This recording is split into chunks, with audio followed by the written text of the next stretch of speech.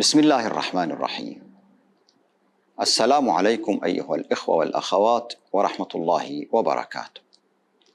نواصل الحديث في هذه الحلقة حول أثر الحديث. قلنا إن الصحابة قبل المرحلة الأموية لم يعقدوا مجالس للحديث يسمعوه فضلا عن أن يدونوا، وأن عمر منع من التدوين. فالصحابة في المجمل يميزون بين الثابت من دينهم وبين المنظم لشؤون يومهم، الداخل في قوله تعالى: وأمرهم شورى بينهم. فيجتهدون لأنفسهم في الثاني على ضوء فهمهم للأول، أصابوا أو أخطأوا، على قاعدة اكتمال الدين. الدين كمل، فيجتهدون لشؤونهم المستجدة. فقد اجتهد عمر كخليفة في عديد من القضايا بما يخالف ما فعله الرسول صلى الله عليه وآله من قبل، ولم يتهمه الصحابة ولم ينكروا عليه أنه يبتدع، حتى من خالفه منهم في اجتهاده. اجتهد في تنظيم حتى بعض الأمور العبادية الغير داخلة تحت عنوان أمرهم، حين نظم صلاة التراويح من الفردية للجماعة. ليس مهما الإصابة والخطأ، إنما الكلام عن الحق في الاجتهاد بما يخالف من سبق حتى لو كان الرسول. إذا كان هذا الاجتهاد داخلا تحت سقف أمرهم وضمن كمال الدين بثوابته.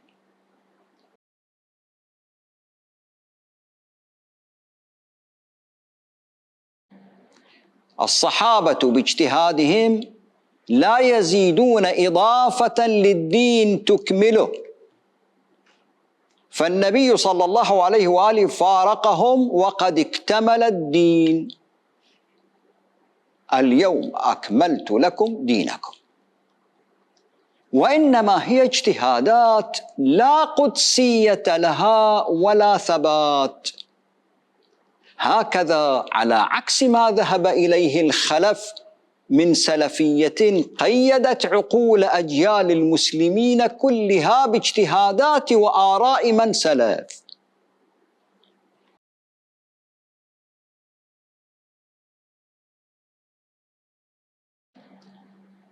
نعلم أن علم الحديث بين قوسين ومن بعده علم الجرح والتعديل بين قوسين أيضا ما وضع إلا لتمييز الحديث المقبول من المردود. ونعلم أيضا أن جميع أصحاب المسانيد قالوا أو قيل عنهم بأن ما تركوه من الحديث أضعاف ما وثقوه. فالبخاري وثق 7593 حديثا من أصل 600,000 حديث، ومسلم وثق 3,000 من أصل 300,000، وأبي داود أخذ 5,274 حديثا من أصل 500,000. وهذا يعني أنهم لم يقبلوا جل ما وجدوا، فالدس كان مفرطا في الكثرة، والكذب كان مزريا بحق، ولكن جهدهم ليس ضمانا بوثاقة ما وثقوه بنسبة 100%. على فرض أنهم جميعا مبرؤون من التعصب المذهبي والسياسي، وأنهم لم يكونوا انتقائيين أيضا، وهم ليسوا كذلك. الدساسون خبثاء، فقد يدسون جزئية شكلية لا يلتفت إليها أحد، ولكنها توقع العقل في الخطأ. كما يصف أحدهم حدثا مع الرسول صلى الله عليه وآله فيضيف بأن النبي، هذا إضافة جانبية وليست هي موضوع صلب الحدث، لكن إضافة جانبية، فيضيف بأن النبي كان يحرسه في ذلك الوقت رجل أسود ضخم جسيم لا يعرف وهو قاعد أواقف هو أم قاعد. فما هي غاية المتحدث من هذه الجزئية؟ أن يدس بأن النبي صلى الله عليه وآله كان له حرس شخصي، وبنفس المواصفات التي يتخذها خلفاء زمان الراوي، فغرض الداس قد يغيب عمن لا يعي الحاجة من الداس.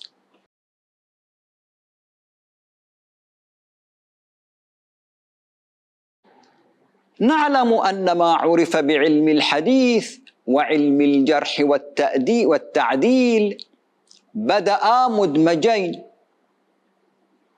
وبلا ضوابط مقننة يعمل بها الجميع، جميع علماء الحديث، ويمكن تطبيقها على كل حديث فتعطي نفس النتائج، وهي الشروط كي يكون العلم علما. فعلماء الحديث والجرح لم يكونا علمين ولا يزالان قاصرين عن مسمى العلم، فكل وطريقته، كما الفلاسفة وأصحاب الطرق الصوفية، وانفصل عن بعضهما بعد أكثر من قرن، فصار لكل علم رجاله، ولم تتم معاودة تطبيق موازين علماء الجرح والتعديل التي وضعوها لاحقاً على رجال الأسانيد في كتب الحديث التي سبقتهم بقرن وأكثر. فمتون الحديث الأهم قد كتبت في النصف الأول من القرن الثالث، بينما لم تتحدد معالم علم الجرح والتعديل وموازينه إلا بعد قرن وأكثر. فكل الحديث تمت معالجة أسانيده من نفس علماء الحديث، ابن حنبل والبخاري ومسلم والترمذي والنسائي وابن ماجه، هم أنفسهم مارسوا العلمين في الاختيار، وقبل أن تتحدد موازين علم الجرح والتعديل. فالشهادة للرواة والحكم عليهم تمت بعين واحدة، ولم يتمكن علماء الجرح والتعديل من إعادة بناء المسانيد من جديد بحذف الضعيف والشاذ والمتروك من أصل المتون، وأقوالهم لم تتمكن من إسقاط قوة المتون، بل عززتها، لأن علماء الجرح ليسوا محايدين منفصلين عن علماء الحديث عاطفيا وعقائديا، فالكل في جبهة واحدة. سلاسل السند في الحديث أو الجرح والتعديل تاريخية، تنقل من أحياء عن أموات، وكلها آراء رجال في رجال، وبين آخر ثقة في سلسلة شيوخ الحديث وأولها قرون، لا دليل على الثقة فيهم من عدمها سوى شهادات رجال هم الآخرون، لا دليل على وثاقتهم غير شهادات رجال، فكلها ظنون عن ظنون. وأمور هذه درجة توثيقها كيف رفعت فوق القرآن والعقل والضمير والقيم حتى صارت حاكمة عليهم، ناسخة لكتاب الله، مقيدة لمعانيه إلى يوم الدين. ومع أن أثر السياسة في الحديث معلوم، ولكنهم ينكرون تأثره بها، ولهذا قبلوا مثل هذه الأحاديث: إنها ستكون بعدي أثرة وأمور تنكرونها. قالوا: يا رسول الله، كيف تأمر من أدرك منا ذلك؟ قال: تؤدون الحق الذي عليكم وتسألون الله الحق الذي لكم. من كره من أميره شيئا فليصبر، فإنه من خرج من السلطان شبرا مات ميتة جاهلية. من أهان السلطان أهانه الله.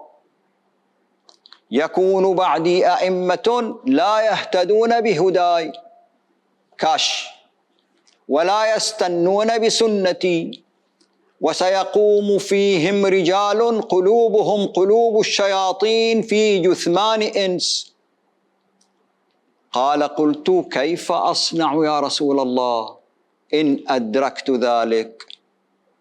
قال: تسمع للأمير، تسمع وتطيع للأمير، وإن ضرب ظهرك وأخذ مالك فاسمع وأطع. فإن لم تكن هذه من أثر السياسة فمن أثر من؟ ستجد عند كل فريق طائفة من الأحاديث تؤيد قوله وتعظم رجاله أو تثلب مخالفيه، حتى لكأن رسول الله صلى الله عليه وآله أعطى كل فرقة مسماها الذي ستعرف به. فمن أين جاءت إلا من فرقة السياسة وسياسة الفرقة.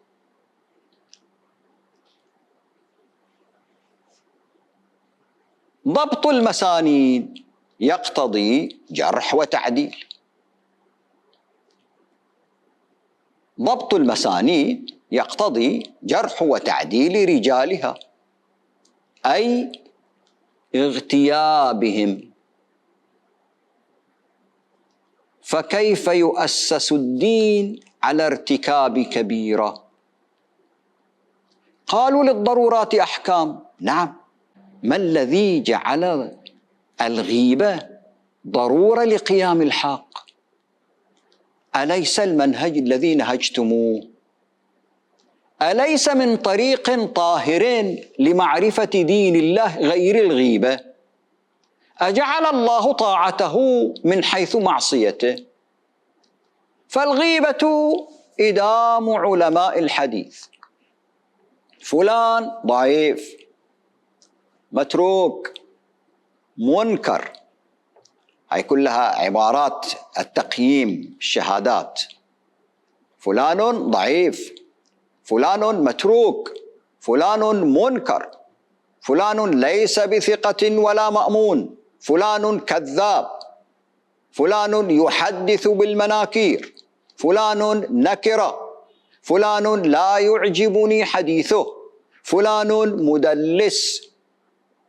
مجالس من الغيبة في الرواة، حتى صارت طبعا في علماء المذاهب، لا يرونها حراما في مخالفيهم، صار خلق عندهم وطبع، لأجل ضرورة بيان الحق من الباطل في زعمهم. ووضعوا لذلك أحاديث على لسان رسول الله. أرادوا تمييز صحيح الحديث من سقيمه بعدما كثر الوضع بكثرة الخلاف بالمذاهب والفرق والأحزاب والفتن، هكذا يقولون. فهل كانوا مبرئين مما يخشون أم انتصروا لفرقهم ومذاهبهم وولائهم السياسي وأوقعوا في خصومهم؟ هذا ما حصل. لا تستثني فرقة عن فرقة، فلكل رجاله ومسانيده وخصوماته، كل لا يرى الآخر على شيء وهم يتلون الكتاب.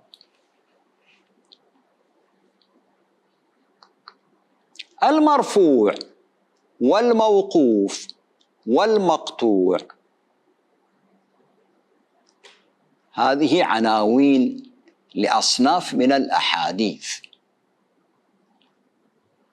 الكلام يجري عادة في الحديث المرفوع، أي المنسوب لقول الرسول وفعله وإقراره، ولكن هناك أحاديث أخرى لها خطرها على الوعي والوحدة، منسوبة للصحابة ويسمونها موقوفة. الحديث الذي ينسب لصحابي يقال هذا موقوف، أو للتابعين ويسمونها مقطوعة. فلهؤلاء أحاديث كثيرة في مجالات متعددة، وأكثرها تأثيراً تلك التي استحوذت على التفسير. فالتفسير ليس سوى تدبر هؤلاء السابقين من الصحابة والتابعين، هذا تفسير الإخبار. نظرياً ستجد من لا يجعل الموقوف والمقطوع بمنزلة المرفوع، ولكن عملياً لا يقبلون رد أقوالهم ويدافعون عنها كهدي من الإسلام. وستجد كثيراً من ثقافة المسلمين اليوم مرجعها لصحابي أو تابعي، خصوصاً من تحمل القيادة السياسية كالخلفاء الأربعة وولاتهم وقوادهم، كالخلفاء الأربعة وولاتهم وقوادهم، ومن عرف بالعلم والتعليم منهم كعبد الله بن مسعود وابن عباس وأبي بن كعب وزيد بن ثابت وأبو موسى الأشعري وعبد الله بن الزبير وأنس بن مالك وأبو هريرة وعبد الله بن عمر وجابر بن عبد الله وعبد الله بن عمرو بن العاص. هاي أسماء ستجدها يعني لها وزن في الأحاديث. وأما التابعين فأشهرهم أبو العالية رفيع بن مهران الرياحي، ومحمد بن كعب القرظي، سعيد بن جبير، مجاهد بن جبر، عكرمة، طاووس بن كيسان، وعطاء بن أبي رباح، وعلقمة بن قيس، ومسروق بن الأجدع، وعامر الشعبي. اقرأ التفسير سترى هذه الأسماء مسيطرة على التفسير بالأخبار والروايات. فأقوال هؤلاء كالسند والحجة في فهم كتاب الله. فإذا قال الشعبي انتهت، قال ابن عباس انتهت، على قاعدة أنهم من أفضل القرون، أفضل القرون قرني ثم الذين يلونهم هاي اللي يلونهم. لا يرى المفسرون حاجة لبيان دليلها فاسمها دليلها، فيقال مثلا قاله الشعبي وكفى. وبالطبع صار هؤلاء ثغرة للوضاعين يضعون الكذب على ألسنتهم، فتجد على سبيل المثال كثيرا مما ينسب لابن عباس على قولين، في المسألة قولان لابن عباس، فاسم ابن عباس وحده سند معنوي يجب على المتدبر أن يأخذه في الاعتبار. فرأي ابن عباس وهذه الطبقة حرم مصون. ولهذا كثر الخوض في أهل الحديث من الصحابة والتابعين بين ما هو موقوف ومقطوع ومكذوب عليه، بحق دون عدل. كثر الحديث فيهم بحق دون عدل. فمن الحق تقدير جهود الأولين المبادرين لتقديم فهمهم لكتاب الله، ولكن ليس من العدل رفع قولهم على غيره لمجرد الأسبقية، بل العدل والمنطق يقتضيان اعتبار الموضوعية هي الحكم على كل الآراء بغض النظر عن قائلها حتى لو كان غير مؤمن. وأما تقديسها لمجرد أنها لسلف قريب عهد بالنبوة فليس عدلا، فهذا موقف. الثاني، أو بظلم مع تجاوز كل المحاذير، وهذا فريق المناوئين يسخر من جهدهم وفجاجة آرائهم، فكأنما ينتقم من مقدسيهم بالحط منهم، وهذا ظلم. فمن كان مخلصا منهم وقدم اجتهاده فله الشكر على المبادرة. ولكن هناك فريق ثالث ليس بريئا في إظهاره التقديس لهم،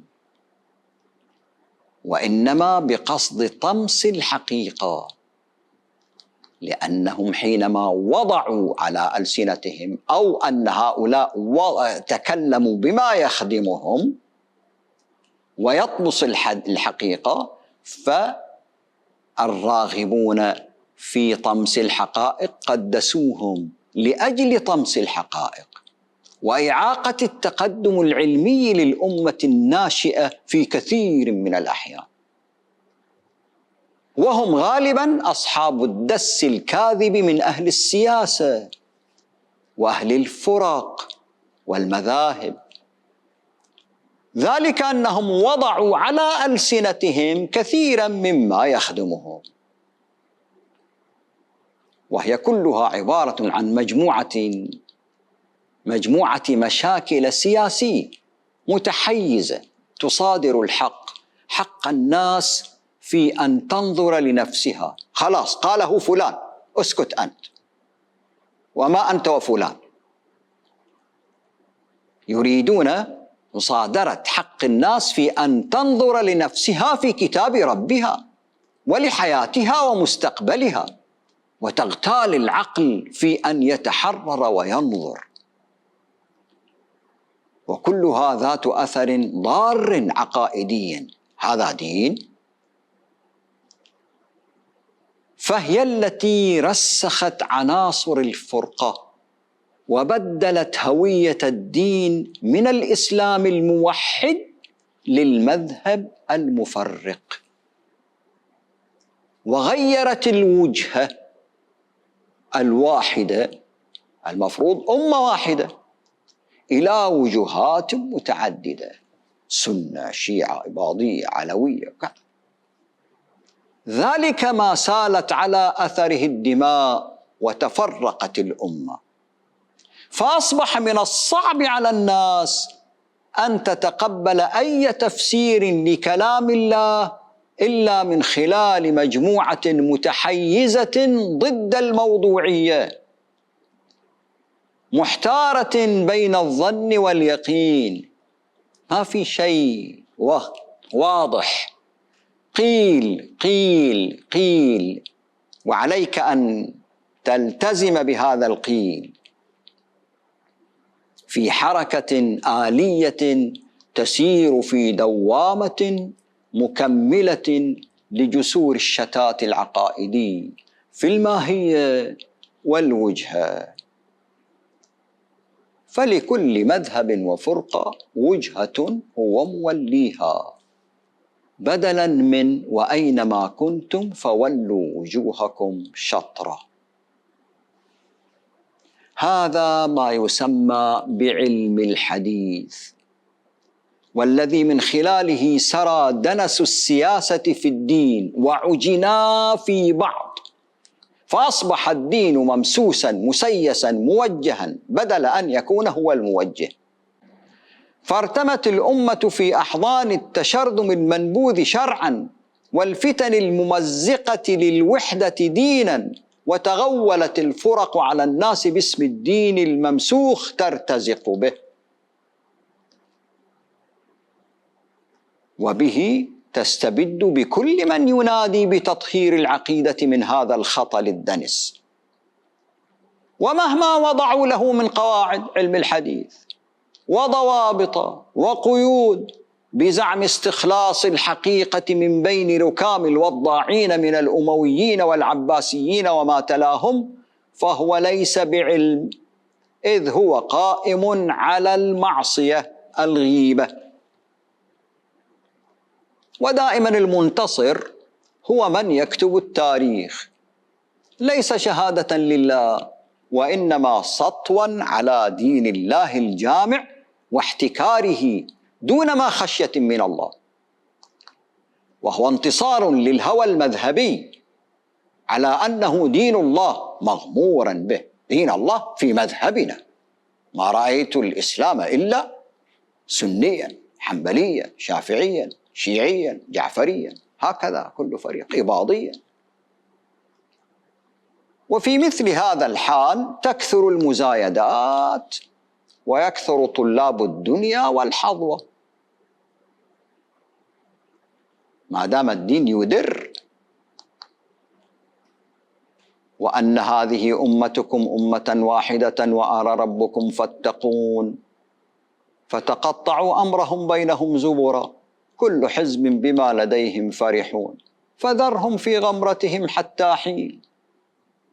وهكذا سيبقى كل ما لديهم هو دين خالص، فكل مذهب صار دينا إقطاعيا من نوع آخر له قطاعه من الصحابة والتابعين، لكن علماءه ومتديني ومثقفي لم يتغيروا عن علماء ومتديني ومثقفي المذهب الآخر في شيء ما، نوعية واحدة،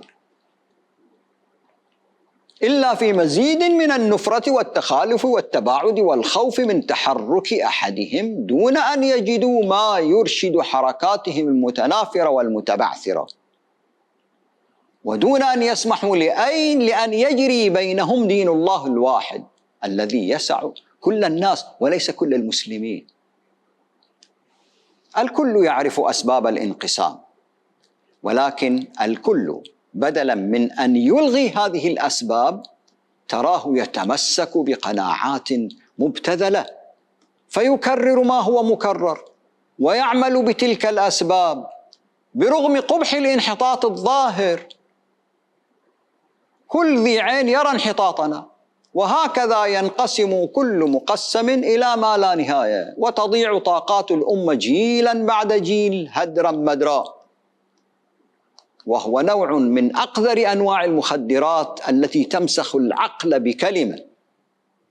فما بالك بتجرع هذه السموم طوال هذه السنين الطويلة ليلا نهارا، وتزداد الجرعات بحسب المناسبات.